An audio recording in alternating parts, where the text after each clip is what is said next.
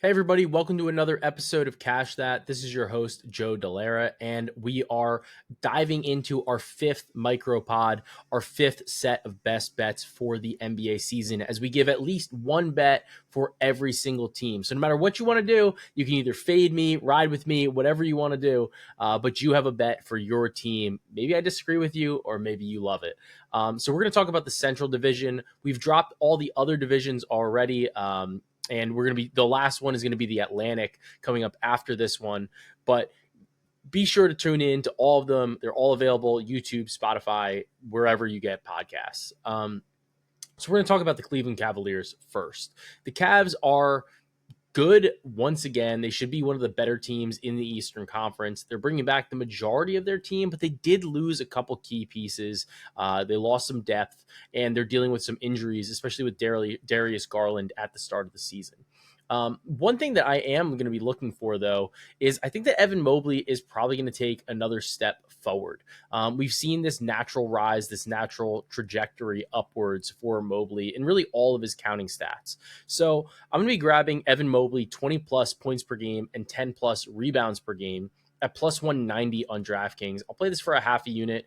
I think that this is just a situation where we maybe see him start playing a little bit more of the five. This is something that I think Cleveland needs to get to.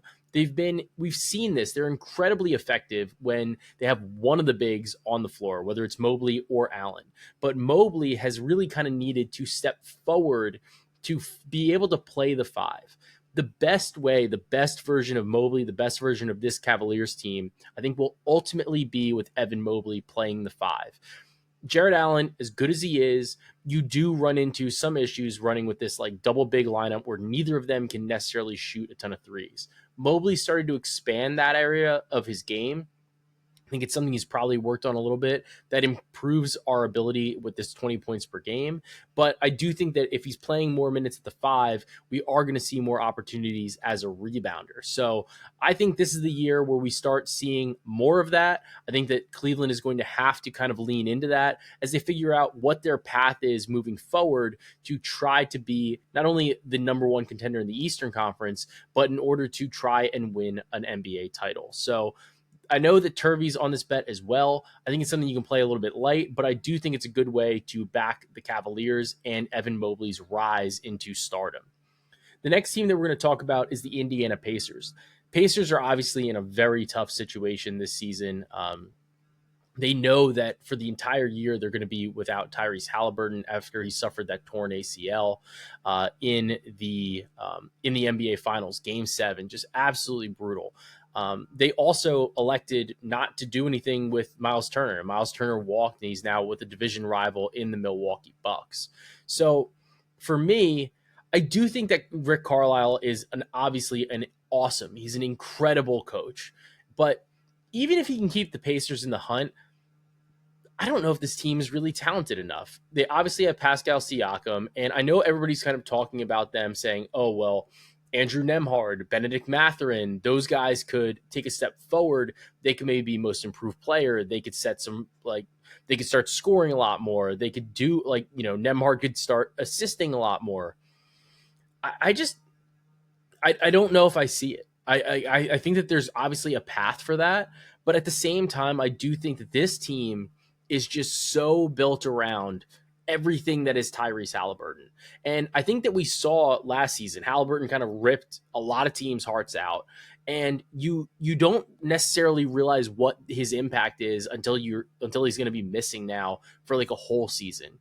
It's one thing with star players get hurt and teams can kind of step up and fill in the gap, fill in the void for a game or two, maybe even a week, maybe even a month. It's much different to do that over the course of an entire season where you have teams then saying, well, look, we're going to just scout them as they are. We're not going to just say like, well, they don't have Haliburton. We think they're going to do this. We think they're going to do that, and not really spend a ton of time addressing that. This team now has to go through the entire season knowing they do not have their best player, knowing that they do not have the best point guard are arguably the best point guard in the NBA on their team, at least from like a facilitating perspective. And then obviously, I'm not going to get into the positional things where people are like, oh, well, like Shea's a point guard, Luka's a point guard, nobody knows. Like everybody's kind of playing these like amorphous roles, right? But you could say that Tyrese Haliburton is the best like guard facilitator in the NBA, just the total engine of this offense. And I think that without him for the entire season, I think that we're going to see this situation where this team is just not very good. And as much as Carlisle is a great coach, I think that if Mathurin was going to take these steps, we probably would have seen it already. And as for Andrew Nembhard, I'm like cool with him being what he is. Do I think he's an all-star player? I don't know. I don't necessarily see that. And I don't know if he really has the ability to step up and scale it without Haliburton for an extended period of time for the course of the entire season. So for me, I'm looking at this as maybe this is their opportunity to try to rebuild. Maybe this is their opportunity to almost take a step back to then take a step forward, and just kind of reset. And obviously, getting rid of Turner or just losing him helps you with the tax, helps you with some of the money concerns, and then kind of re-gear for next season. So I like them to not make the playoffs. So my best bet for the Pacers is Pacers to make the playoffs. No, -145 at DraftKings for a unit. And I think you should take that the next step further and bet them to be last in the division. It's +275 on ESPN and +265 on DraftKings. I'd play that for a half a unit as well. It's not meant to be like disrespectful towards Indiana and like what's there. What this is really saying is me looking at the situation saying, not only did they lose Tyrese Haliburton, they also played as many games as like you could possibly play during the postseason last year. They lost in Game 7 of the finals, so they're going to have like the shortest offseason that pretty much all of the players on this team have ever had, except for Pascal Siakam, right? And besides him, this team is in a situation where they've like never played this many games, they've never had this little rest, and now you're going to do it without your best player. I really struggle to see the path for Indiana this season, and I think that this division is a little bit better than people are going to look at when you're saying when you look at the rest of the squads with the Bucks, the Pistons, the Bulls as well. So let's talk about the Bucks a little bit, because the big storyline around the Milwaukee Bucks is Giannis Antetokounmpo going to stay in Milwaukee? And I bet this earlier in the season and or earlier in the offseason. We gave this out, Bucks to win the title at 100-1, just like a little bit of a play here. And we gave it out right when they signed Miles Turner, but before they waived Dame. The thought was, well, when I bet it, I was like, well, it's still a Giannis team. Like, you don't go sign Miles Turner if you think you're going to lose Giannis. This has kind of developed a little bit more, and it's part of why out of all the teams that we're kind of giving out bets for, I'm just going to stick with this one and not give anything additional. I do think that the news and like the verbiage, the language coming out of the Giannis camp is very interesting. And I thought it was interesting, number one, and part of one of the signs that I thought he probably wasn't going to get traded, at least until closer to the deadline, was the New York Knicks were obviously in the Giannis sweepstakes, and they had been waiting to re-sign Mikal Bridges. They finally re-signed him like late in the offseason, and basically at the point where if they did want to trade him, they would have about like 5 days before the trade deadline, it was when he would be eligible to be traded again. As soon as they re-signed him to the contract, he wasn't eligible to be traded for, I think it was like 6 months or so. So I think the Knicks were trying to use that piece maybe in a trade, realized it probably wasn't going to happen, or what the Bucks offer wasn't there, whatever the situation was. And they said, you know what, we're going to sign Mikal, we're going to bring him back, we're going to assess moving forward. Now Giannis is basically like, I don't know, I just want to win, we'll see, and I'm going to assess in a couple months. Makes me wonder, are they going to wind up trading Giannis at the deadline? I don't know. If they do, this team's going to be horrific. And I think that that's one of the concerns. I know they're like trying to do everything they can. They keep signing like all the Nepo baby brothers of Giannis. So I don't know. But if they have Giannis, they always have a chance. if they don't, then this team is not going to be good, and they're not going to be good for a long time, I think. So I'm going to just stick with that one that we gave out earlier in the offseason and just move on from there. I think that the storylines around this Bucks team are not particularly good for them. That kind of takes me to my next play, though, which is for the Detroit Pistons. And DraftKings has these head-to-head win markets up, and I'm going to take the Pistons to have more wins than the Milwaukee Bucks at minus 135 on DraftKings. I think the Pistons are a much deeper team than the Bucks. I also think that, like I said, there's a non-zero chance the Bucks end up just trading Giannis at the deadline, and that would be an absolute lock on this bet. I think that the Pistons are, maybe they bring back Malik Beasley still, like that kind of information or that news is still a little bit up in the air. But I think overall the Pistons are a much better team than Milwaukee. They're deeper. Cade Cunningham has looked awesome. They have a variety of different pieces that they can play.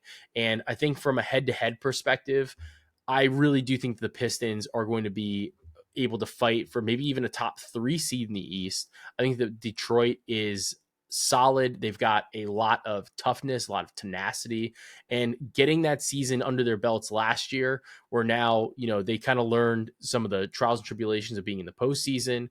Cade Cunningham has shown that he can be that dude. I really like the Detroit Pistons to have more wins than the Milwaukee Bucks this season. Finally, let's go to the Chicago Bulls. And I think Chicago's not terrible. The thing here for me is they still have Vucevic. They re-signed Giddey. They still got Kobe White.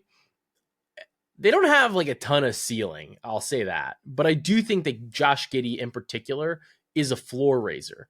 I think that when we look at what Chicago has, you obviously have a young guy in Buzelis. Giddey is still pretty young himself, and Kobe White's got a ton of scoring talent.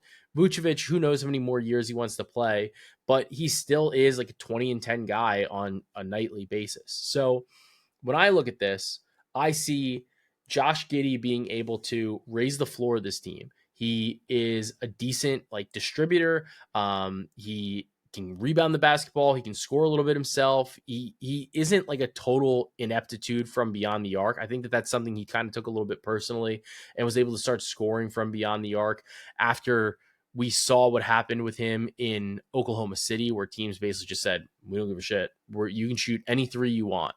And we started to see him, I think, develop that part of his game. So when we look at the Eastern Conference, though, I think the Sixers and the Raptors should be a bit better this season, but the Celtics and the Pacers, in my opinion, are definitely going to be worse. So I'm going to split a little bit of a unit here on seeding under 11.5 at minus 110 on DraftKings, and then also to make the play in at plus 220 on DraftKings. I think that there's plenty of opportunity for them to have a solid season this year. And Chicago ownership is basically always like, we want to try to contend. We're going to try to stay in the ballpark. We're going to try to win. We're going to do our best.